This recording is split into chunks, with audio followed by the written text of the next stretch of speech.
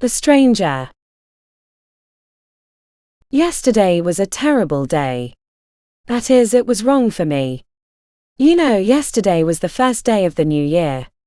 But our house was in sorrow. When Mom opened her suitcase to put her clothes in it, for a moment, I felt that a vast grave had opened its mouth to swallow my entire being. I wished I could shout with all my soul and say, "Mom, for God's sake, don't go." But my throat being choked with tears, I could not utter a single word. Poor things Amir and Nada and Zoreh, how bitterly they cried. Zoreh has been incessantly crying since yesterday when Mom left. She says, "I've bought clothes to go to my uncle's place with Mom. Amir and Nada have gone to the other uncle's place, and now I've been left with this damned house. It's as if its walls and doors are choking me." Mom is very discreet. I would have never imagined that someday Mom would be forced to leave us behind and go, mainly because she didn't spill anything in the past month, so that we would not get bad marks in our second semester exams. Before leaving, she put her gold ring on the shelf and said under her breath, "If Arkajan doesn't take it, you keep it." When I saw it, I felt like a pot of boiling water had been poured over my head. The gold ring was shaking before my eyes. It was Mom's only ornament. Arkajan had put it on her finger on the day of their wedding, and it had immediately fallen out of Mom's finger because it was too broad. It hadn't even fitted her middle finger. Mom said it had finally fitted her finger when she gave birth to brother Mahmoud. Since yesterday, Zoreh has continuously bragged about why Mom didn't take us with her. I don't know what to say in reply. I have tried to stall her several times, but she keeps bugging me. I want to tell her, even assuming that Mom could take us with her, where was she supposed to take us? She's living in her uncle's cellar, and after a lifetime of living with dignity, now she has to put up with the manners of her uncle's wife. When Arkajan was a laborer, Mom used to sew, and uncle's wife was her apprentice. She was a nice girl, and her mom suggested that her uncle marry her. My uncle liked the idea and accepted it. Now Mom has to undergo. But Zoreh can't understand such things. I said later when she buys a house she'll take us there. Zoreh said immediately, "But Mom's got no money, absolutely no money." I looked into her purse. I saw it myself. Here it is. I looked with astonishment into Mom's purse, which Zoreh was holding.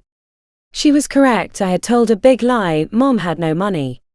When leaving, she took a bus ticket from Amir, put a few too many loose changes beside her ring, and said, "I came here one day with an empty purse, now I'm going back with an empty purse. It's God who provides for one." Mom was right. She was 13 when they married her to Arkajan. She had just finished her 6th grade when Arkajan asked for her hand. They were neighbors, and as Arkajan said, he had fallen in love with her beautiful eyes in those days. At first they refused to agree to the marriage because Arkajan was 20 years older than Mom, and also because Arkajan had no money. But Arkajan had threatened to kill Mom and her future husband at any price if they didn't give her to him. These threats had put panic into grandfather's heart, so much so that he had been forced to provide Mom to Arkajan. Mom said that while doing her hair, the hairdresser had quietly asked her, "Who found this husband for you?" Mom's eyes filled with tears. She said so.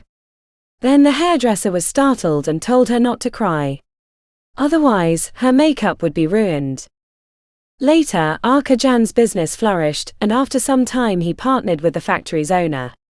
Brother Mahmoud, who's abroad now, used to say in those days, Arkajan would never have made good if Mom hadn't been around. And my grandmother, God bless her soul, used to say, "My dear, don't put so much pressure on yourself, don't be obsessed with making this man rich.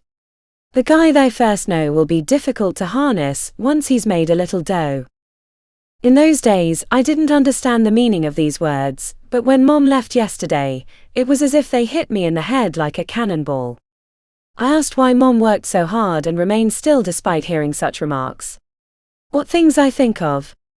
Mom was the one who, even this last month, decided to leave and told Arkajan, "For our sake, I can't stay in this house anymore. Let the kids pass their exams this month and then divorce me." What was Mom's fault, honestly? She just worked and suffered all the time without uttering any complaints. She didn't even once ask Arkajan to buy her clothes or stuff like that. If someone brought a souvenir, she would wear it, or if Arkajan brought some clothes for her from a trip, she would put them on. Otherwise, I never saw her ask Arkajan for anything. Amir said, although Mom's getting on a bit, she's still prettier than the stranger. By the stranger, he meant Arkajan's wife.